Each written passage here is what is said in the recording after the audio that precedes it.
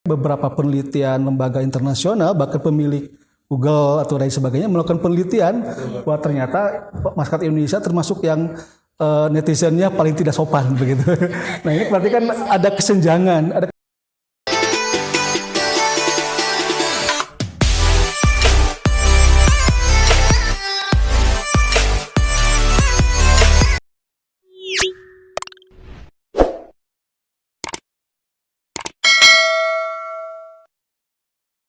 Assalamualaikum warahmatullahi wabarakatuh.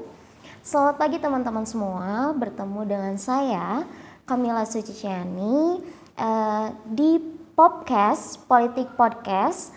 Nah, di sini saya nggak hanya sendiri sih. Saya sudah ditemani dengan teman saya yaitu Kang Hadi Ashkur Baraka. Kawan-kawan, perkenalkan nama saya Hadi Askur. Bebas kawan-kawan mau manggil saya apa saja, asal jangan dipanggil KPK. Bahaya Pak itu Pak. Karir saya masih panjang soalnya Pak. Apa tuh KPK? Takut ya, Kang. Dan kita di sini nggak hanya berdua nih, Kang. Kita udah ditemenin sama Bapak Dr. Haji Asep Said Gatara SAG MSI selaku Bapak Kepala Jurusan Ilmu Politik UIN Sunan Gunung Jati Bandung. Selamat datang Bapak. Ya, selamat datang. Terima kasih. Apa kabarnya Bapak? Alhamdulillah baik. Alhamdulillah. Gimana kabar sebaliknya? Alhamdulillah baik Bapak. Baik. Ya. Kawan-kawan, podcast Ilmu Politik mungkin saya mengatakan ataupun menyebut kawan-kawan itu biar lebih akrab itu yaitu dengan sebutan Mas Ipo. Apa itu Mas Ipo? Mas Ipo itu masyarakat ilmu politik. Jadi di sini penonton semua saya panggil Mas Ipo Pak di sini Pak. Siap.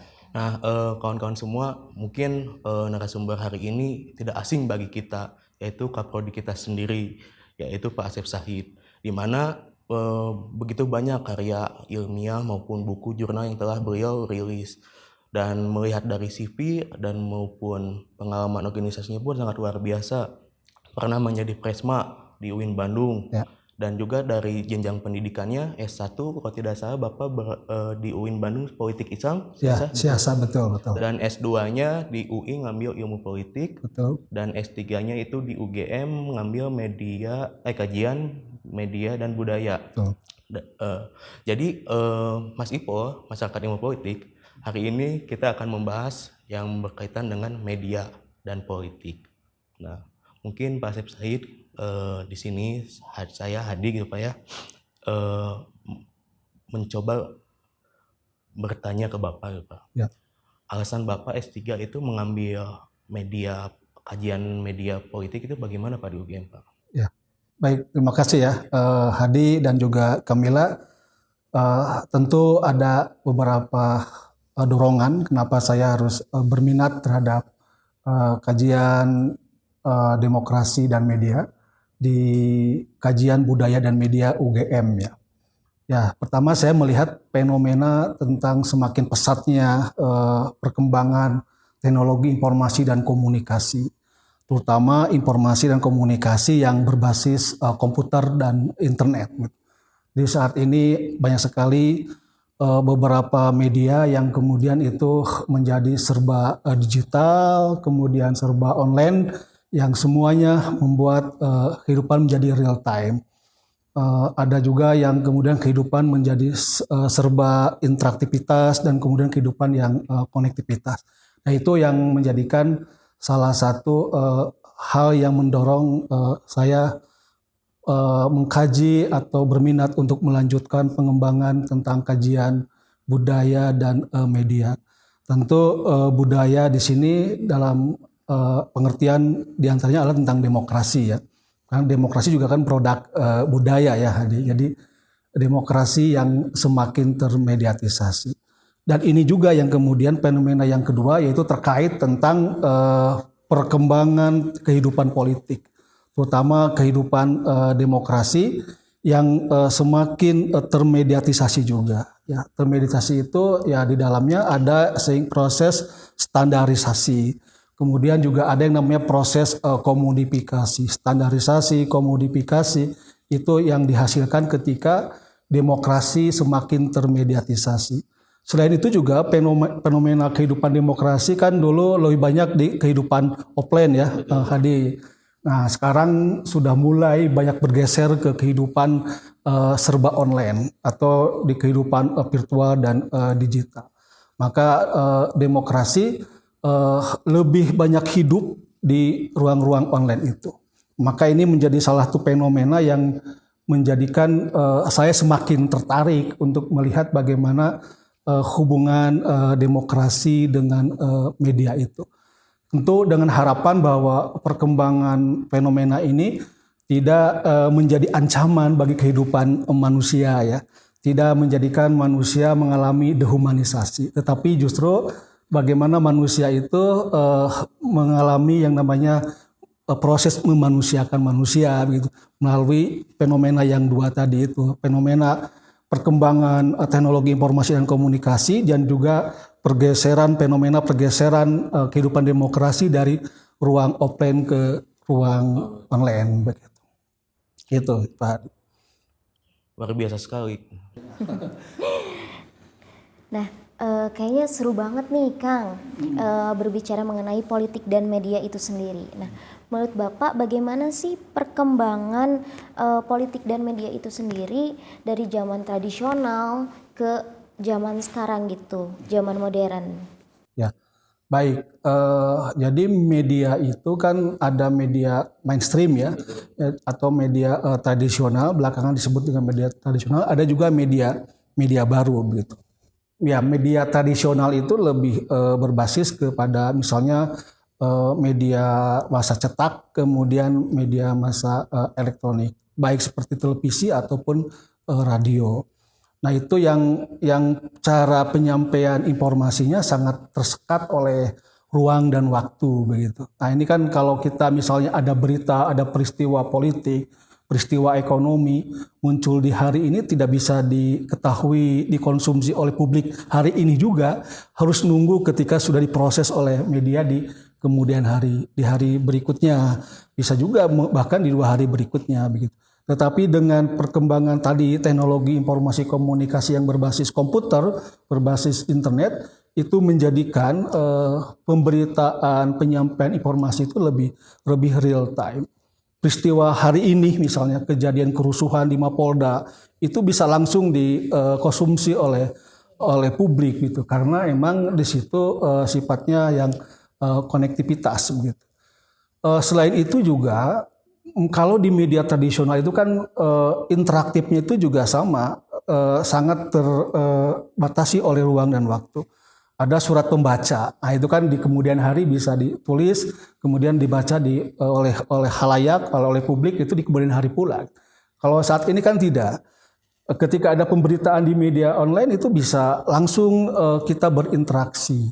Ada interaktivitas pemirsa ya, halayak dengan yang menyampaikan berita itu. Bahkan di media baru ini atau new media ini, pembaca itu bisa menjadi produsen juga gitu. Jadi bukan hanya sebagai konsumen informasi, tetapi juga menjadi produsen informasi. Jadi bisa mereproduksi informasi.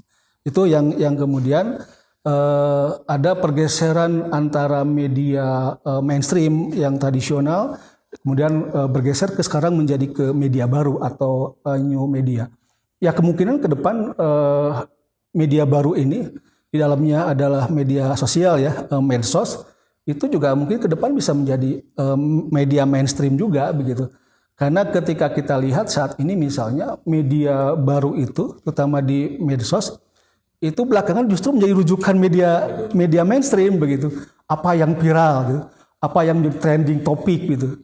Nah, padahal kan kita tahu bahwa ada perbedaan yang sangat signifikan ya, yang sangat terbuka, yang jelas antara media sosial dengan media massa gitu. Misalnya kalau media massa itu ya terverifikasi, ada valid lah beritanya itu, informasinya. Sementara kalau media sosial kan cenderung tidak terverifikasi beritanya. Maka di situ ada ruang-ruang persebaran hoax, kemudian ada ruang-ruang ujaran kebencian, dan itu tidak bisa diverifikasi oleh pemilik media tersebut.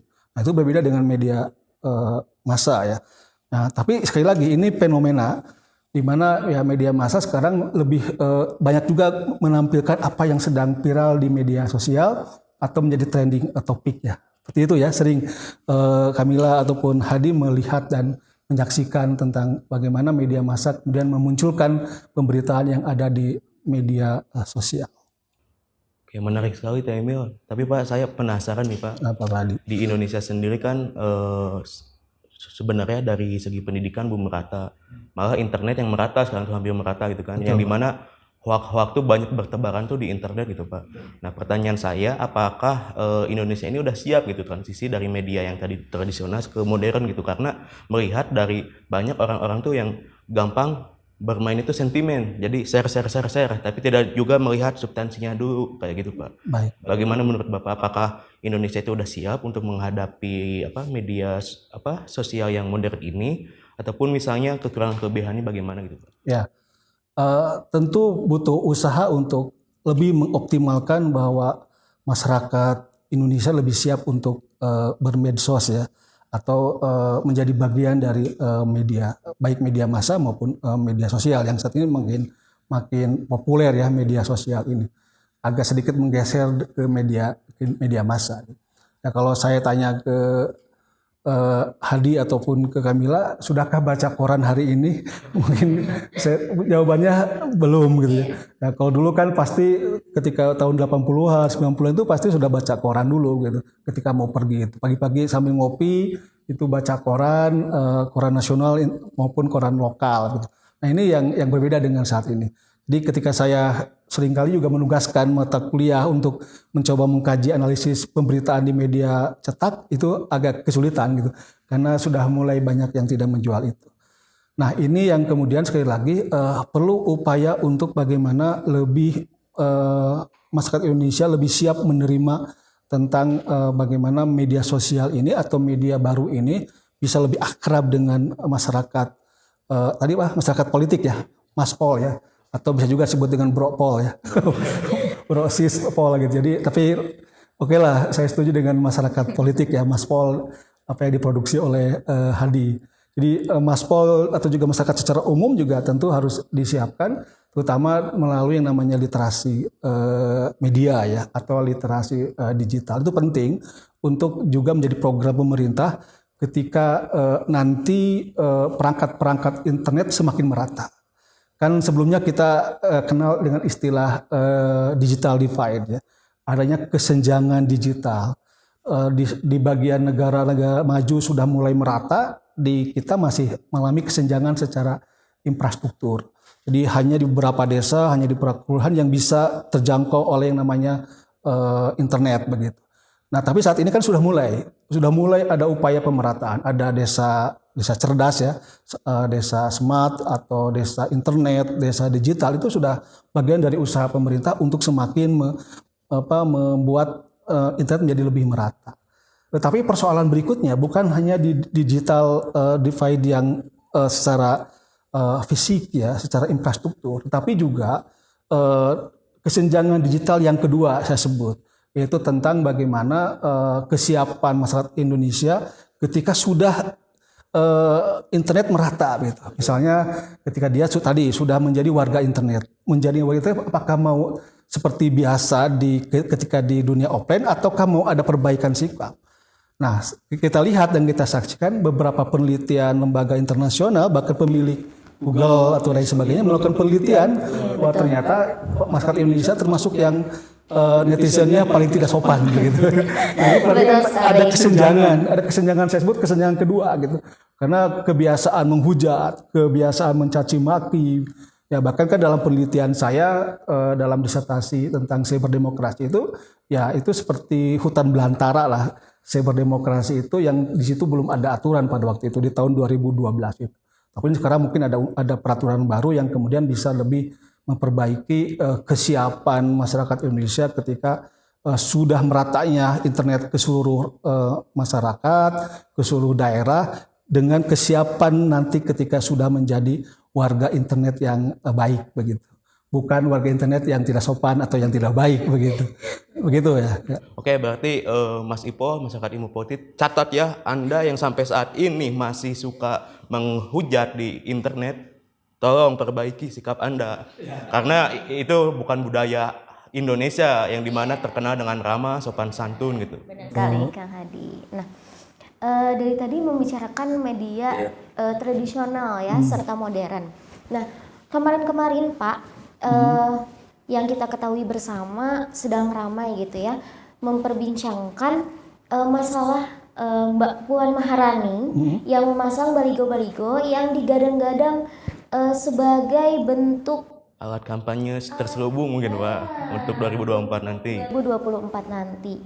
Apakah menurut Bapak media seperti itu efektif nggak sih diterapkan di zaman sekarang yang notabene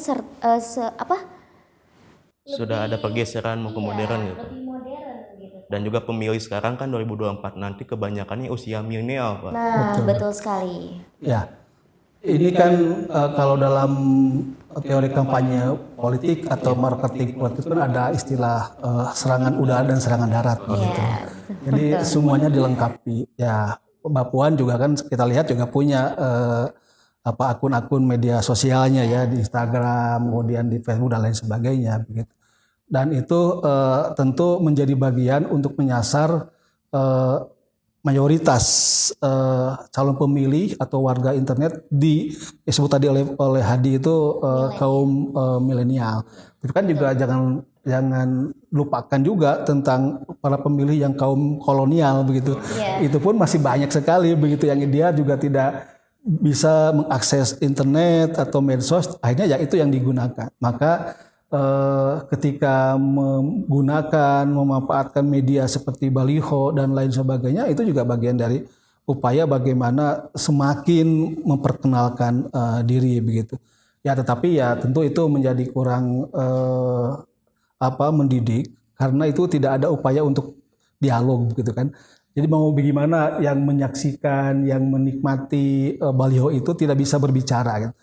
Hanya bisa berbicara secara imajinasi bahwa apa sih yang masuk dengan sayap kebinekaan misalnya, itu apa maksudnya begitu. Nah, itu kan tidak bisa dijawab oleh Mbak Puan. Tetapi kalau misalnya di media sosial itu bisa langsung interaktif. Jadi ya itulah bedanya media-media tradisional dengan media-media baru saat ini begitu. Oke Pak, berbicara tentang kampanye dan itu kan harusnya menampilkan hal yang substansi. Akan tetapi yang saya lihat yang saya amati, apalagi khususnya setelah kemunculan tokoh politik Amerika yaitu Pak Donald Trump gitu kan, di mana yang dimainkan itu bukan substansi Pak, akan tetapi sentimen dan post-truth. Nah, ini pun sebenarnya terjadi di Indonesia gitu Pak. Bagaimana pandangan Bapak terhadap hal itu? Karena saya sebagai mungkin mahasiswa ilmu politik sedikit gumoh gitu.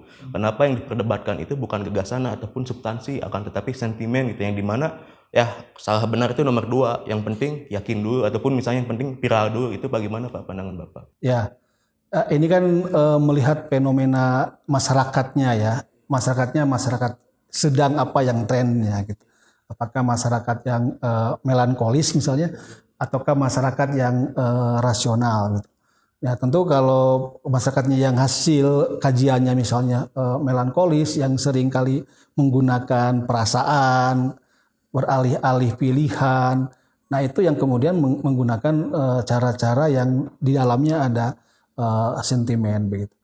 Ya tetapi kalau misalnya masyarakatnya kecenderungannya adalah rasional, ya tentu itu menggunakan yang namanya tadi itu pendekatan-pendekatan substansial, pendekatan logis, rasional yang kemudian itu bisa dikonsumsi atau bisa digunakan oleh orang yang akan maju atau menjadi kandidat. Itu tergantung bacaan tentang masyarakat yang ada di kita.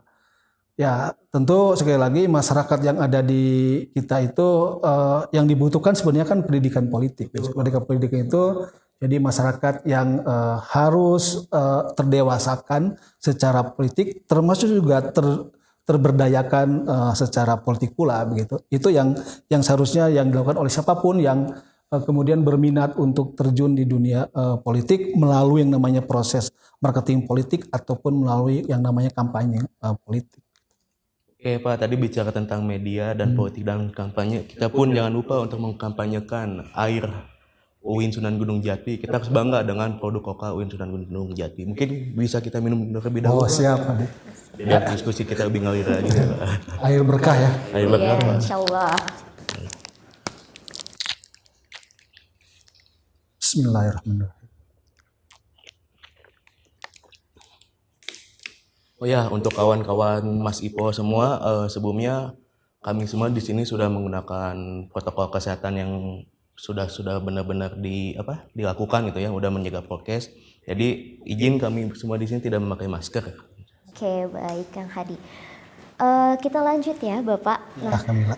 kita flashback dulu nih Kang Hadi. Di tahun 2019 itu merupakan tahun politik yang mana persaingan antara Jokowi dan Prabowo nih. Yang mana Jokowi pernah mengatakan politik sontoloyo dan Prabowo mengatakan tampang Boyolali. Nah, menurut Bapak sendiri, apakah di tahun 2024 nanti akan ada seperti itu lagi kah atau bagaimana? Tergantung para kandidatnya gitu. Apakah kandidatnya yang kemudian lebih berkonsentrasi kepada substansi kampanye, ataukah justru tergoda untuk menggunakan kampanye-kampanye yang tidak substantif begitu. Kan itu kan godaan-godaan yang di tengah jalan sebenarnya. Dan itu kemudian agak sedikit merusak tentang fungsi kampanye politik. Karena kan kampanye politik itu kan bagaimana menyampaikan gagasan, menyampaikan visi misi terhadap masyarakat umum di Indonesia ini, sehingga mereka bisa menerima atau juga bisa menolak gagasan tersebut. Tapi itu kan harus disampaikan melalui yang namanya mekanisme kampanye. Tetapi kalau sudah kemudian banyak memunculkan kata-kata yang sifatnya dangkal ya, yang itu tidak mendalam dan tidak mendidik, yaitu yang kemudian melahirkan para pemilih yang dirugikan, para pemilih yang kemudian dikecewakan. Karena mereka bukan lagi menjadi terdidik secara politik, sekali lagi ya, tetapi ya kemudian terkecewakan. Ya kalau itu dibiarkan kemudian nanti diulangi lagi di 2024, ya itu ya dimungkinkan akan banyak sekali para pemilih yang kemudian tidak akan memberikan hak suaranya. Nah itu kan merugikan sekali terhadap bangunan demokrasi kita yang mengharapkan ada legitimasi yang sangat besar dan luas dari masyarakat Indonesia, termasuk masyarakat politik ya, Mas Pol ya. Mas Pol. Masih Pak. Ya Mas Ipol, baik. Oke Pak, tapi sebenarnya kan sekarang masih tahun 2022 ya Pak ya, di mana masih ada jarak 2 tahun lagi nih menuju 2024. Tapi sepertinya mesin politik sekarang tuh udah pada main semua gitu Pak. Banyak yang menjatuhkan ataupun menaikkan. Salah satu contohnya mungkin yang sedang viral itu ada kasus Atria Dahlan, politikus dari partai PDIP Perjuangan.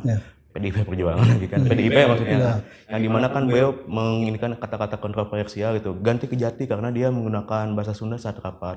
Dan juga ada kasus lain Pak yang baru-baru viral ini, ada kasus yang dari Kalimantan, saya lupa namanya, mungkin Edi Mulyadi yang mengatakan siapa yang mau pindah Kalimantan, buang anak jin.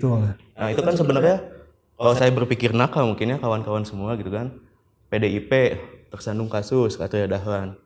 PKS PDIP kita tahu sekarang berseberangan di politiknya gitu kan. Sekarang PKS tersandung juga. Apakah ini memang sengaja ataupun memang ini sangat peran media itu sangat berperan vital sekali sekarang atau bagaimana gitu Pak? Ya. Ini menggambarkan kepada kita tentang bagaimana posisi politik media ya di Indonesia. Apakah politik medianya itu berpihak dan lebih didominasi oleh kaum jurnalis profesional, ataukah justru lebih dekat dengan para politisi? Karena kita tahu bahwa aktor-aktor politik media kan banyak sekali ya. Selain jurnalis juga politisi, kemudian juga ada pemilik media, dan kemudian juga masyarakat secara umum gitu ya.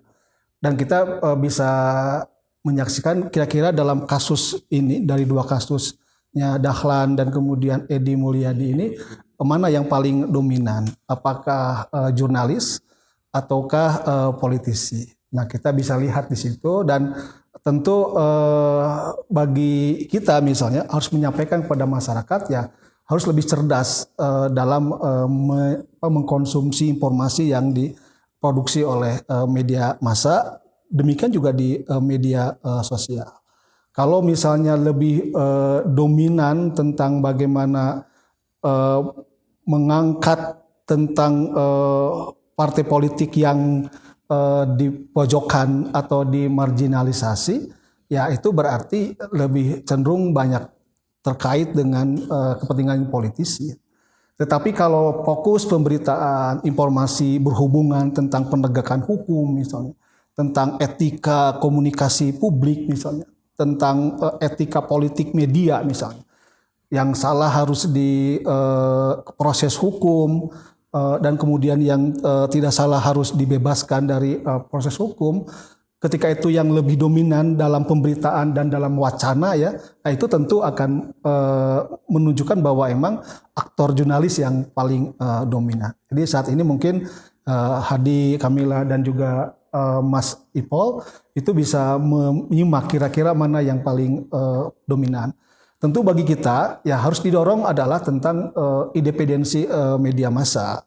Ya kalau kita berharap ke medsos kan nggak begitu tidak terlalu tinggi karena emang medsos kan tidak ada pemiliknya yang kuat gitu. Karena masing-masing warga kan bisa memposting, bisa mengkonsumsi sekaligus bisa mereproduksi informasi begitu. Nah, sementara kita lebih banyak sebenarnya ke media massa yang masih menjunjung tinggi etika pers misalnya. Kemudian menjunjung tinggi tentang jurnalisme profesional yang mengandalkan tentang informasi yang benar, informasi yang baik yang kemudian itu berdasarkan fakta. Ya, misalnya tentang bahwa berbicara itu yang harus yang baik-baik lah. Jangan sampai mengeluarkan pembicaraan yang tidak berguna. Ini kan kalau dalam bahasa kita yang sering diajarkan di kelas ya, itu tentang bagaimana kalau kita merasa sebagai orang yang beriman, iman kepada Allah dan iman kepada hari akhir, maka berkatalah yang baik. Kalau tidak ya mendingan diam saja begitu. Jadi kalau tidak sanggup berbicara baik, mendingan diam saja. Ini juga bagian yang tentu harus diperhatikan oleh kita semua ketika kita melihat tentang misalnya kejadian dari peristiwa Edi Mulyadi dan Arteria Dahlan. Di mana posisi media itu bisa dikaji dari politik media atau analisis politik media tentang politik pemberitaan dan kemudian wacana yang hendak disajikan oleh media massa tersebut. Oke, seperti yang tadi Bapak sebutkan sebenarnya tadi kan ada sekarang tuh serangan tuh menjadi dua kalau bicara politik. Serangan udara yang media sosial maupun serangan darat, baliho-baliho. Mungkin kasus Arteria Dahlan dan Edi Mulyadi itu salah satu kasus yang di serangan udara gitu Pak. Udara, betul. Secara tidak langsung gitu kan. Betul. Mungkin tanggapan Bapak mungkin untuk kasus Arteria Dahlan sendiri bagaimana itu Pak? Sebagai kita di sini kan masyarakat Kota Bandung yang notabene suku Sunda bagaimana itu Pak? Ya tentu bahasa kan juga bagian dari media ya. Jadi jembatan orang untuk saling mengerti, untuk saling paham, terbangunnya kesaling pahaman antar manusia, antar masyarakat itu melalui bahasa. Gitu.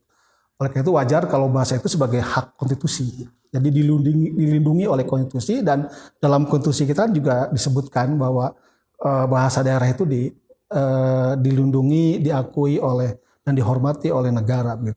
Maka ketika ada orang yang berbicara bahasa Bandung ya, bahasa Padang, kemudian bahasa Jawa dan lain sebagainya itu harus dilindungi juga dan harus dihargai.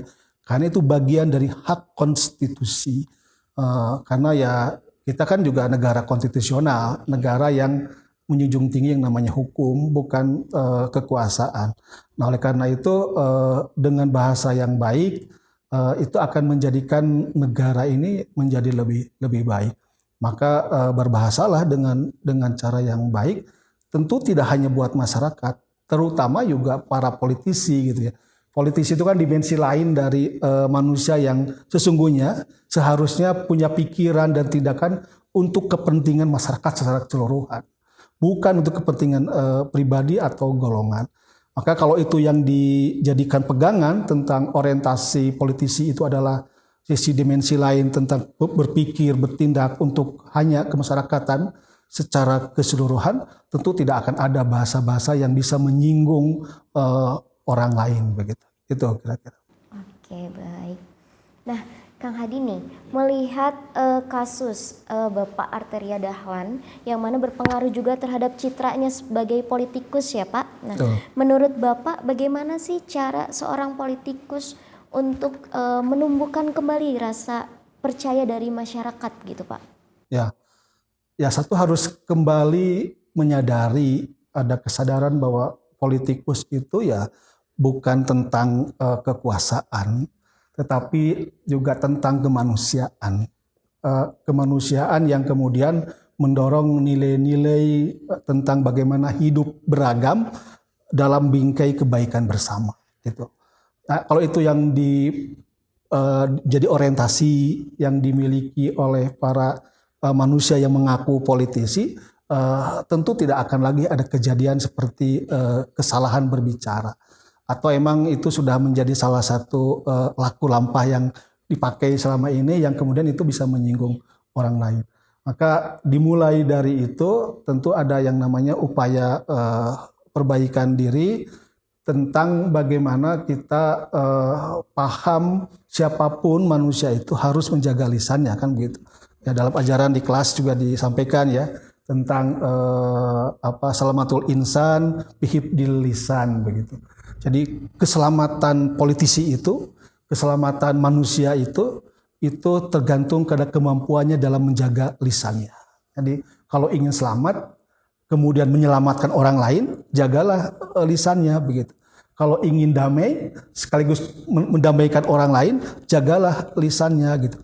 Terutama ya bagi para public figure di sini misalnya adalah para politisi. Ya kita masih sangat berharap kepada politisi itu tentang pentingnya kesadaran mengenai identitas dirinya sebagai politisi yang sesungguhnya dan kemudian itu menjadi panutan buat masyarakatnya. Oke, mungkin kawan-kawan Mas Ipo sebenarnya masih banyak pertanyaan Pak yang ingin kami sampaikan. Ya baik. Tapi mungkin waktu tidak bersahabat bersama kita gitu. Kang Hadi.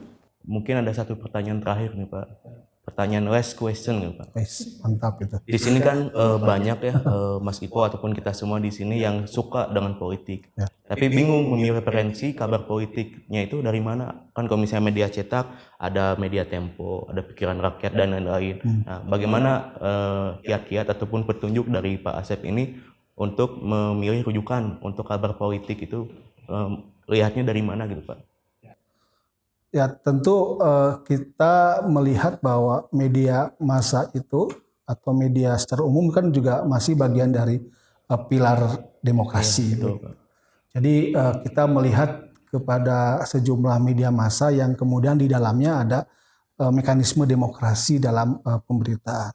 Nah itu yang menjadi salah satu kriteria ketika kita harus menentukan media mana yang menjadi rujukan. Karena bagaimanapun juga kita tidak bisa terhindar dari yang namanya media, termasuk ya media sosial. Ya media sosial juga kita bisa gunakan, banyak sekali yang kita pakai tentang media sosial. Tetapi ya sekali lagi kita harus lebih banyak yang namanya tabayun ya bahasa kita itu, klarifikasi. Jangan tadi karena sentimen dan lain sebagainya sehingga mudah untuk mereproduksi atau mengirim ulang, padahal itu tidak terverifikasi. Padahal di dalamnya adalah berita bohong, fitnah dan lain sebagainya. Nah, jadi kita bisa masih percaya tentang bahwa media itu sebagai bagian dari pilar demokrasi. Syaratnya medianya harus demokrasi, harus demokratis lah begitu. Ya, tentu sekali lagi melihat dan merujuk media massa yang kemudian di dalamnya independen. Misalnya kepemilikannya tidak berafiliasi ke kepentingan politik apapun misalnya. Kemudian dalam pemberitaannya ya mengusung tentang etika jurnalisme, kemudian mengusung tentang nilai-nilai jurnalistik atau jurnalisme yang profesional. Nah kita bisa mengidentifikasi lah kira-kira di media massa cetak, kemudian di media massa elektronik ataupun baik televisi ataupun radio kita bisa segera mengidentifikasi mana yang tentu menyuarakan kepentingan jurnalis, kemudian mana yang lebih menyuarakan kepentingan politisi gitu ya. Ya kalau misalnya politisinya tadi yang berangkat dari kesadaran ya itu kita bisa dengar. Tetapi kalau misalnya bukan berangkat dari kesadaran yang tadi itu, ya tentu kita harus lebih banyak mengklarifikasi.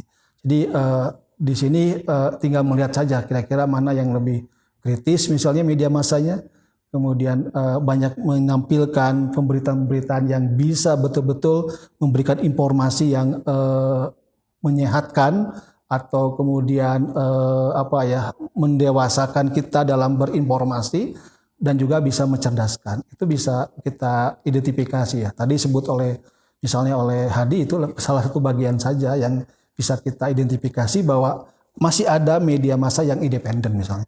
Masih ada media massa yang kemudian mengusung tentang nilai-nilai tentang masalah jurnalisme yang profesional, yang itu semuanya berpatokan kepada peran atau fungsi media itu, media massa ya. Peran misal memberi informasi, peran memberikan pendidikan, kemudian peran juga untuk hiburan juga nggak ada persoalan kan buat kita yang butuh juga kita hiburan dalam kehidupan sehari-hari ini, dan juga tentu peran untuk mengkontrol sosial. Itu Hadi ya. Luar biasa. Jadi kawan-kawan setelah menonton podcast ini jangan hanya masuk telinga kanan keluar telinga kiri. Harus diterapkan bahwa carilah media yang benar-benar independen ataupun objektif untuk melihat kabar politik terkini.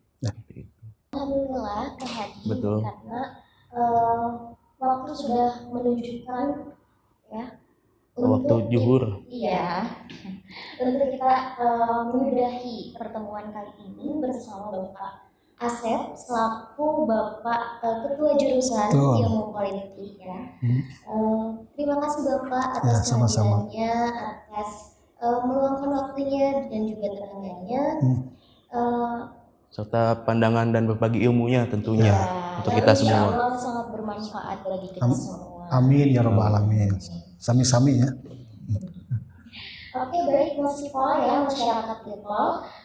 Tunggu kehadiran kami di episode selanjutnya di podcast Politik Podcast bersama saya, Kamila Suciani, dan teman saya Hadi Askur. Wassalamualaikum warahmatullahi wabarakatuh. Waalaikumsalam warahmatullahi wabarakatuh.